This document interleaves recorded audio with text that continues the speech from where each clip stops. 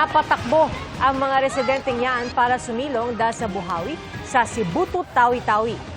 Isang yero ang nilipad at bumagsak. Sandali lang daw nagtagal ang buhawi at wala namang nasaktan sa pagdaan nito.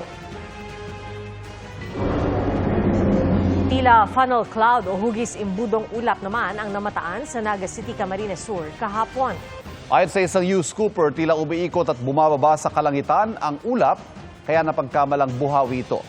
Hindi naman daw ito tuluyang bumaba sa lupa. Ang funnel cloud ay cone-shaped na ulap na hindi lumapat o tumama sa lupa, hindi gaya ng isang tornado o buhawi. Sa gitna ng mga dumaraming nasasawi sa mga disgrasya sa kalsada, amungkahin ng isang grupo gawing 30 kilometers per hour ang speed limit sa mga urban area. Nakatutok si Bernadette Reyes. Ang disgrasya sa kalsada pwedeng mangyari kahit anong oras at lugar. Gaya nitong van for hire na sumalpok sa poste sa Tacloban noong Martes na ikinasawi ng isang pasahero. Wala rin itong pinipiling edad. Bata man gaya ng 3 taong gulang sa Maynila na kailangang maoperahan matapos mabundol at madaganan ng tricycle.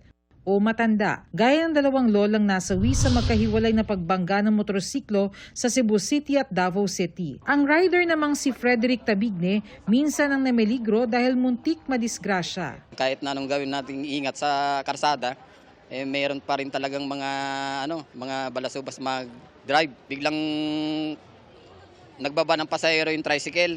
Tapos biglang nung pagbaba ng pasahero niya, biglang kumaliwa.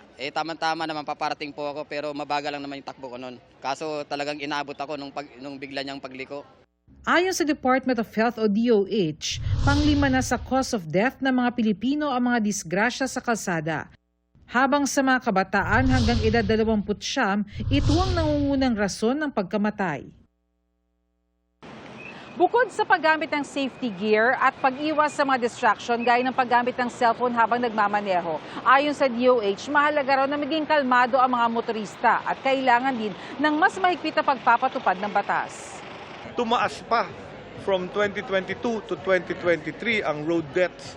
So to me, maka-lax yung ating implementation. Ang dami ng laws Pinakita nung taga-LTO, ang daming batas, helmet law, seatbelt law, yung rider sa motorcycle law, pati child seat, batas pala yun.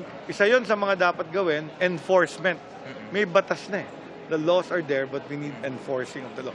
Mungkahi ng grupong Move as One gawing 30 kilometers per hour ang speed limit sa urban areas. 30 kilometer per hour speed limit in urban roads is the number 1 recommendation. Bakit? Ni-research nila and they found it will actually reduce road fatalities by about 40%. Ang laking bagay nito. Sinusubukan pa naming kunin ang panig ng MMDA. Para sa GMA Integrated News, Bernadette Reyes, nakatutok 24 oras. Mahigit 20 pamilya ang naapektuhan ng sunog sa Sampaloc, Maynila. Nakatutok si EJ Gomez. Dito sa harapan namin. Naglalagablab na apoy ang gumising sa mga residente ng Basilio Street, Barangay 517, Sampaloc, Maynila, pasado alas 4 ng madaling araw kanina. Sinubukan nilang gumamit ng fire extinguisher sa pag-apula ng sunog, pero mabilis itong kumalat. Nagputukan pa ang ilang linya ng kuryente. Agad itinaas sa ikalawang alarma ang sunog. Ibig sabihin, hindi bababa sa 8 fire trucks ang kailangang lumisponde. Kailangan po natin iangat kasi kung titingnan niyo po yung structure ay light materials. Yung mga katabi nyo pa ay mga light materials.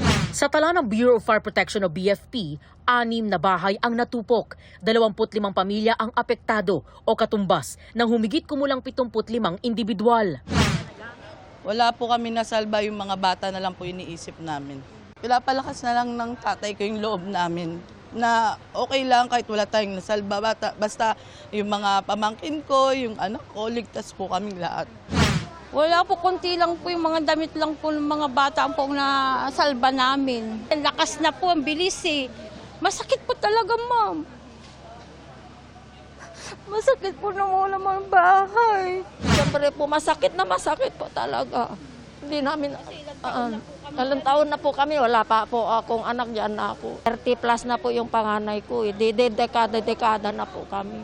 Ayon sa BFP, abot sa 300,000 piso ang pinsala ng sunog. Inaalam pa ang sanhi ng sunog na tuluyang naapula mag-aalas 7 ng umaga kanina. Para sa GMA Integrated News, EJ Gomez, Nakatuto, 24 Oras.